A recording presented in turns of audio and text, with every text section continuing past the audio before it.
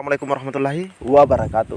Di video kali ini, admin kembali berbagi informasi terkait Undang-Undang Aparatur Sipil Negara atau penyelesaian tenaga honorer melalui Undang-Undang ASN yang terbaru, yaitu Undang-Undang ASN tahun 2023. Jadi silahkan disimak videonya dengan baik, jangan di skip agar tidak salah dalam memahami informasi yang admin bagikan ini. Jika ada suara-suara berisik, abaikan saja. Oke, kita lanjut saja ke info intinya. Informasi dari Bapak Dedi Yusuf, teman-teman ya. Nah, kita lihat di sini informasinya masih sangat-sangat baru. Oke, jika kita scroll ke bawah, nah ini 19 jam yang lalu, teman-teman ya. Oke, kita baca bersama-sama. Dengan telah disahkannya Undang-Undang ASN Aparatur Sipil Negara pada 3 Oktober 2023 lalu. Nah, ini ya, 2023 yang lalu. Maka ke depan nasib dan masa depan. Nah, ini ya. Ke depan nasib dan masa depan guru honorer P3K atau pegawai pemerintah dengan perjanjian kerja akan lebih baik. Selain mengakomodir seluruh tenaga honorer, pegawai P3K juga akan mendapat gaji yang lebih layak. Namun, formasi guru tersebut merupakan kewenangan pemerintah daerah atau Pemda. Karena anggarannya dialokasikan melalui DAK atau dana alokasi khusus. Jadi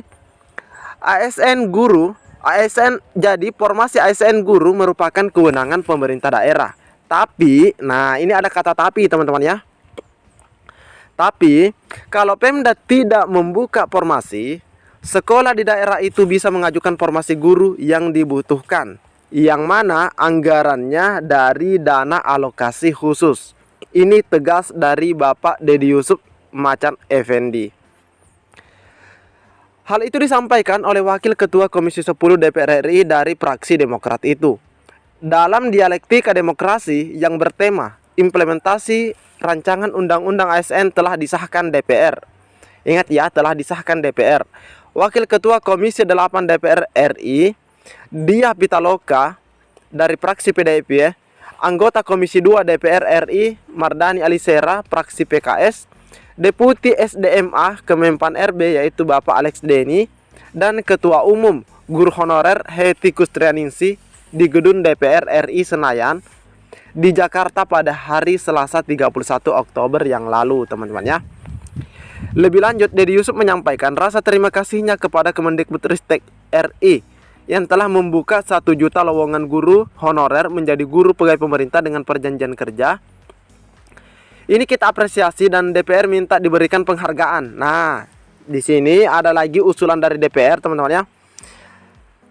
Minta diberikan penghargaan afirmasi bagi mereka yang sudah berusia 40 tahun dan telah mengabdi lebih dari 12 tahun. Jadi di sini yang diminta juga adalah yang sudah mengabdi 40 tahun, sudah berusia 40 tahun dan sudah mengabdi 12 tahun. Jadi usianya 40, pengabdiannya sudah 12 tahun. Ini diberikan afirmasi. Teman-teman ya. Terbukti dari 900.000 guru honorer yang masuk sudah 500 ribuan guru dan berjalan 600 ribuan. Untuk itu, kata Dedi Yusuf, peraturan pemerintah atau PP dari Undang-Undang ASN tersebut diupayakan semaksimal mungkin bisa mengakomodir seluruh kebutuhan dan masalah guru honorer P3K ini. Nah, jadi di sini teman-teman ya, juga di mana DPR apresiasi dan minta agar diberikan penghargaan afirmasi. Teman-teman ya, afirmasi bagi teman-teman kita yang usianya sudah 40 tahun dan sudah mengabdi selama 12 tahun. Nah, ini luar biasa, teman-teman ya. Nah, selanjutnya ada juga informasi yang kita dapatkan selain daripada yang ada dari media sosial Bapak Dedi Yusuf ini, teman-teman ya. Kita bisa cek bersama-sama. Peraturan pemerintah atau PP penyelamat 2,3 juta honorer bakal terbit. Ini bocorannya. Nah, ini teman-teman ya, ini informasinya hari Selasa 31 Oktober. Ini masih sangat baru juga. Kementerian Pendayagunaan Aparatur Negara dan Reformasi Birokrasi menyatakan hampir merampungkan peraturan pemerintah tentang manajemen aparatur sipil negara, pembuatan PP yang menjadi aturan turunan dari Undang-Undang ASN ini. telah mencapai tahap 70%. Alhamdulillah ya, 70%. Per minggu ini sudah 60% sampai 70%, 60 sampai 70. Ini disampaikan oleh Bapak Deputi Bidang Sumber Daya Manusia, yaitu Bapak Alex Denny dalam diskusi DPR pada hari Selasa tanggal 31 ya mungkin maksudnya. Alex mengatakan PP tersebut sebenarnya sudah dirancang berbarengan dengan pembahasan Undang-Undang ASN di DPR. Nah, ternyata ini ada bocoran teman-teman ya. Ternyata PP-nya itu sudah dirancang juga jauh-jauh hari sebelumnya. PP disiapkan sebagai rencana cadangan apabila Undang-Undang ASN menemui jalan buntu di DPR. Nah, ini sudah mempersiapkan teman-teman ya. Sudah ada persiapan sebelumnya sebagai cadangan apabila Undang-Undang ASN tersebut itu menemui jalan buntu di DPR. Dia bilang saat itu PP sebenarnya PP sudah mencapai 80%. Akan tetapi rancangan PP itu masih berdasarkan Undang-Undang ASN lama. Nah, dasarnya masih lama teman-teman ya. Sebenarnya sudah mencapai 80%. Jadi kalau teman-teman mengatakan kenapa bisa menjadi 60%, karena pastinya ada perubahan. Ada perubahan teman-teman ya. Karena itu masih sebagian isinya ada rancangan PP dari undang-undang sebelumnya. Begitu Undang-Undang ASN baru disahkan DPR, Kemenpan RB merevisi. Nah, ini peraturan tersebut dengan dasar Undang-Undang ASN yang baru. Dan progres rancangan telah mencapai tahap 70%. Alhamdulillah ya. Dan ditargetkan akan selesai pada akhir 2023 ini. Nah, ini sama persis dengan apa yang pernah dibocorkan oleh Bapak Aswar Anas teman-teman ya. Insya Allah 3 bulan ke depan PP-nya terbit. Mudah-mudahan tahun ini selesai. Kalau teman-teman fokus menyelesaikan ini, mudah-mudahan selesai. PP tersebut akan menjadi aturan pelaksana dari undang-undang yang telah disahkan oleh DPR pada 3 Oktober yang lalu.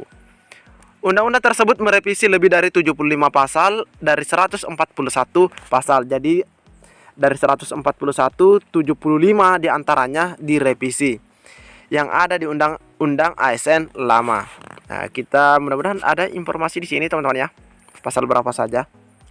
Perubahan pasal meliputi ketentuan mengenai digitalisasi ASN hingga menghilangkan perbedaan pendapatan antara PNS dengan P3K. Undang-undang ini juga memuat mekanisme penyelamatan terhadap 2,3 juta tenaga honorer yang ada di Indonesia.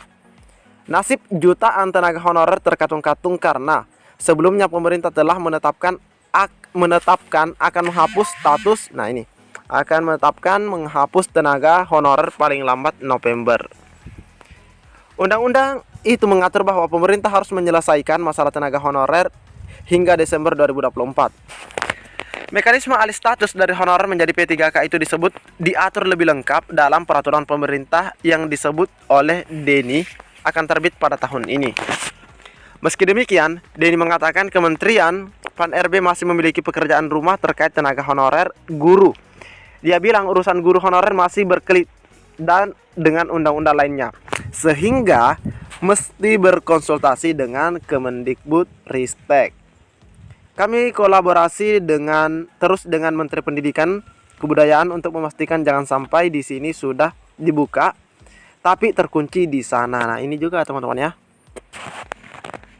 Jadi ini adalah informasi menarik yang disampaikan Bapak Alex Denny kepada kita semua teman-teman yang melalui bocorannya dan juga melalui video yang pernah disampaikan oleh Komisi 10. Oke, mungkin cukup sampai di sini informasi yang dapat admin bagikan. Lebih dan kurangnya mohon dimaafkan. Assalamualaikum warahmatullahi wabarakatuh.